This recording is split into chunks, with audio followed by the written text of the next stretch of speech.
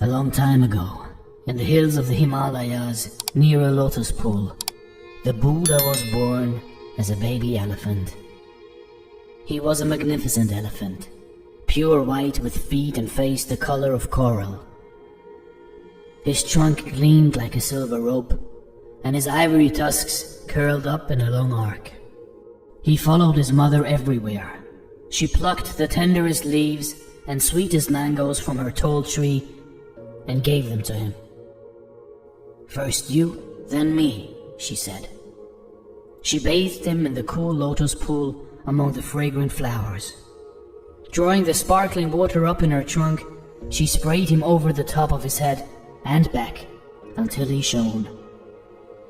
Then, filling his trunk with water, he took careful aim and squirted a perfect geyser right between his mother's eyes. Without blinking, she squirted him back and forth. They gleefully squirted and splashed each other. Then they rested in the soft muck with their trunks curled together. In the deep shadows of afternoon, the mother elephant rested in the shade of a rose apple tree and watched her son romp and frolic with the other baby elephants. The little elephant grew and grew until he was the tallest and strongest young bull in the herd. And while he grew taller and stronger, his mother grew older and older. Her tusks were yellow and broken, and in time she became blind. The young elephant plucked the tenderest leaves and sweetest mangoes from the tall trees and gave them to his dear old blind mother. "First you, then me," he said. He bathed her in the cool lotus pool among the fragrant flowers. Drawing the sparkling water up in his trunk, he sprayed her over the top of her head and back until she shone. Then they rested in the soft muck with their trunks curled together.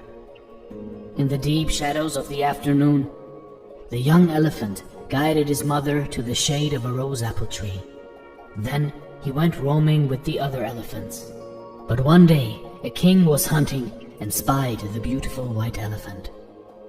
"What a splendid animal! I must have him to ride upon." So the king captured the elephant and put him in the royal stable. He adorned him with silk and jewels and garlands of lotus flowers.